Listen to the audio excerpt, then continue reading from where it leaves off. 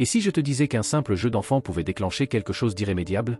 Qu'un jour, en entrant dans une grotte interdite, des adolescents ont découvert un secret capable d'arrêter le temps lui-même?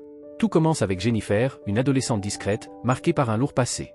Sa mère est morte trop tôt, et depuis, elle vit avec Doku, un beau-père froid et distant, qui travaille sur un chantier minier de l'île d'Wano. Une île où les explosions rythment le quotidien. Jennifer, elle, n'a jamais réussi à retrouver le sourire. Un après-midi, Jennifer, Tom et 3 autres camarades décident de s'aventurer dans la forêt, à proximité des mines. Leur but?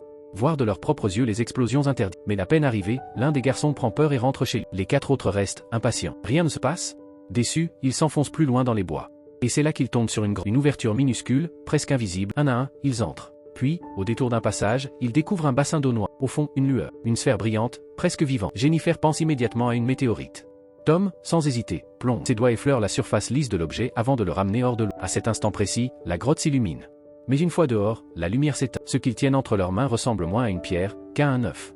Un des garçons, Taishik, panique. Son grand-père lui avait raconté une légende terrifiante, une grotte qui n'apparaît qu'à la pleine lune, habitée par un sorcier. Celui qui y entre, ressort vieilli de plusieurs années. Mais Jennifer et les autres rient.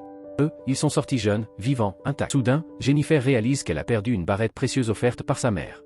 Elle retourne seule dans la grotte pour la chercher.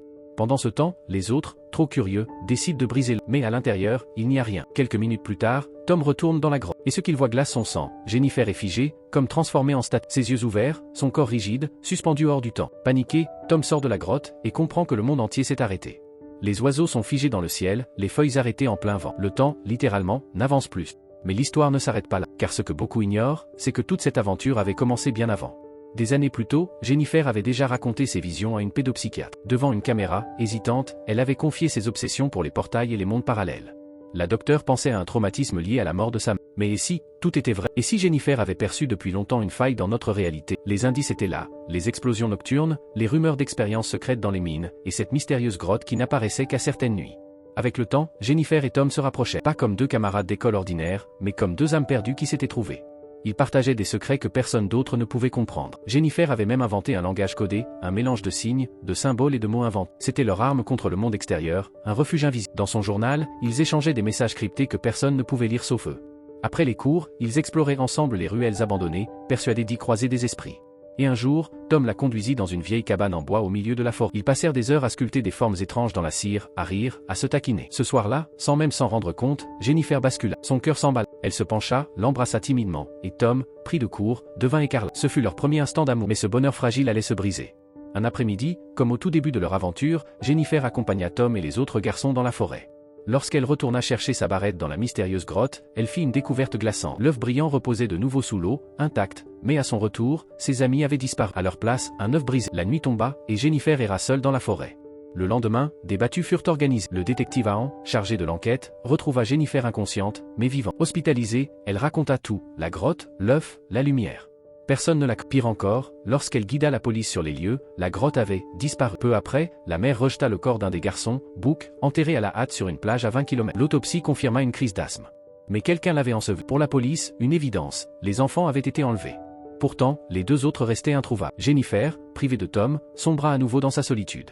Elle répétait la vérité, mais chaque mot sonnait comme un délire aux oreilles des adultes. Une nuit, alors qu'elle croyait tout avoir perdu, elle entendit un bruit. Devant chez elle, un homme courait vers la forêt. Poussée par l'instinct, elle le suivit, mais trébucha. L'homme s'approcha et murmura d'une voix tremblante. « Jennifer, c'est moi, Tom. » Le choc la fit fuir en larmes. Elle croisa la voiture de Doku et raconta tout. La police fut aussitôt prévenue. Mais dans la forêt, aucune trace de l'homme. Seulement son journal intime, abandonné au sol. En l'ouvrant, Jennifer découvrit des pages écrites dans leur langage secret. C'était bien Tom. Il racontait, mot pour mot, ce qu'il s'était passé après la grotte. Quand l'œuf avait été détruit, le temps s'était figé pour le monde entier, sauf pour, au début, c'était un rêve. Ils pouvaient manger quand ils voulaient, courir où bon leur semblait, s'approprier la ville comme un immense terrain de jeu. Plus de règles, plus de limites. Mais l'ivresse de la liberté s'était nivie. Après un mois, l'ennui les rongeait. Alors, une idée folle, quitter l'île, explorer le monde figé. Mais en arrivant à la mer, l'horreur, l'eau elle-même était immobile. Un océan de cristal. Impossible de naviguer, impossible de s'échapper. Leur paradis était en fait une prison. Jennifer referma brutalement le journal. Elle savait que si la police mettait la main sur Tom, il serait accusé de kidnapping. Alors, face aux enquêteurs, elle ment. Elle assura n'avoir vu personne dans la forêt. Une illusion, un cauchemar. Les policiers la crurent. Mais en secret, elle continua à lire. Les mots de Tom s'assombrissaient au fil des pages. Lui et Taishik vivaient désormais dans une tente, au milieu d'un centre commercial désert. Mais Wook, leur ami asthmatique, dépérissait. Son inhalateur, bloqué par le temps figé, ne fonctionnait pas. Une nuit, ses poumons cédèrent. Les 2 garçons assistèrent, impuissants, à sa mort lente. Dévastés, ils transportèrent son corps jusqu'à la plage et l'enterrèrent. Mais le lendemain, l'horreur frappa, Wook s'était transformé, figé comme une statue, exactement comme tous les autres humains arrêtés dans le temps. Les années s'écoulèrent, ou plutôt, passèrent uniquement pour eux.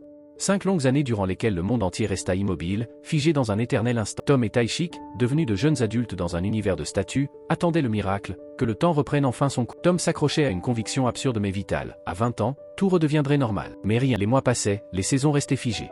L'espoir s'éteignit, remplacé par une solitude insoutenable. Ils finirent par s'isoler dans une cabane en bois au cœur de la forêt. Parfois, Tom sortait seul, hurlant de toutes ses forces dans le vide, espérant que quelqu'un, quelque part, l'entende. Mais personne ne répondait. Un soir, il aperçut enfin un signe. La lune changeait de forme. Cela ne pouvait vouloir dire qu'une seule chose, le temps recommençait à s'écouler. Il courut chercher Taishik, mais son ami avait disparu. En fouillant l'île entière, Tom finit par retrouver ses vêtements au sommet d'une colline. Et alors, l'horreur le frappa. Taishik avait choisi de se jeter dans la mer figée, incapable de supporter davantage. Tom sauta aussitôt pour tenter de le sauver. Mais c'est à cet instant précis que le temps reprit brutalement son cours. En lisant les dernières pages du journal, elle savait où aller. Dans la cabane de bois, elle retrouva Tom. Mais très vite, la police eut vent de leur cachette. Des caméras de surveillance montrèrent Tom dans la forêt. Pour les autorités, il ne faisait aucun doute, c'était l'homme qui avait enlevé les enfants. Une nuit, incapable de supporter la solitude, Tom grimpa jusqu'à la chambre de Jennifer. Mais le lendemain, tout bascula. Les parents de Taishik débarquèrent furieux, accusant Jennifer et Doku d'avoir couvert le prétendu kidnappeur. Selon eux, leur fils n'avait pas disparu dans un mystère surnaturel, mais dans une explosion sur le chantier. Pour eux, Jennifer n'était qu'une menteuse, et Tom, un manipulateur. Jennifer et Tom s'enfuirent jusqu'à l'orphelinat de son enfance.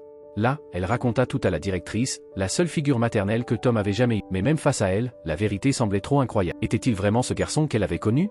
De son côté, Doku enferma Jennifer dans sa chambre, persuadé de protéger son honneur. Mais Tom trouva un moyen d'entrer par la porte de derrière et la libéra. Ensemble, ils s'enfuirent à nouveau. Mais le lendemain, la police fouilla la cabane et conclut au pire. L'homme qui vivait avec Jennifer n'était pas Tom, mais un imposteur se faisant passer pour lui. Poursuivie de toutes parts, Jennifer prit une décision radicale. Elle se rendit d'elle-même, espérant sauver Tom, et courut vers la grotte interdite. Là, elle retrouva l'œuf lumineux. Tremblante, elle le tendit à Tom. C'était leur dernière chance. Mais Tom, le regard sombre, refuse. Pour lui, le cauchemar devait s'arrêter là. Plutôt porter seul le fardeau du monde entier, que condamner encore Jennifer à l'éternité. Soudain, Tom s'élança dans la forêt, déterminé à fuir à tout prix. Jennifer, refusant de l'abandonner, se précipita derrière. Mais la police, qui les avait pris en chasse, parvint à les encercler. Acculés, ils atteignirent le bord d'une falaise vertigineuse. Un officier agrippa Tom avec violence, et dans la confusion, Jennifer glissa dans le... Alors, dans un ultime élan de courage, Tom brisa l'œuf magique. L'espace d'un instant, le monde entier se figea. Grâce à ce pouvoir, il réussit à sauver Jennifer, mais au prix d'un sacrifice terrible, 10 années de sa propre vie disparurent en un soir. De retour chez elle, bouleversée, Jennifer alla voir son père.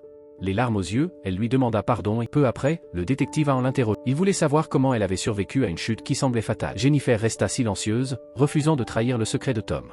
Pourtant, Aang comprit dans son regard qu'elle avait toujours dit la vérité. Ainsi s'acheva l'incroyable histoire de Jennifer. La psychiatre qui recueillait son récit resta sans voix. Ébranlée par ce qu'elle venait d'entendre, elle déclara qu'elle voulait en faire un livre. Quelques mois plus tard, Jennifer s'apprêta à quitter la ville pour rejoindre son nouveau lycée. Avant de partir, elle rendit une dernière visite à la psychiatre, qui lui montra fièrement le manuscrit inspiré de son histoire. Sur la route menant au port, un détail troubla Jennifer. À travers la vitre de la voiture, elle crut apercevoir. Son cœur bondit, et elle se mit à courir dans sa direction. Mais arrivée sur place, il n'y avait personne. Ce n'est que plus tard, sur le pont du bateau, qu'elle le retrouva enfin. Le choc fut immense. Tom avait encore vieilli de 10 silencieuse, Jennifer comprit toute l'ampleur de son sacrifice. Elle n'eut pas besoin de mots, son regard suffisit pour lui dire « merci ».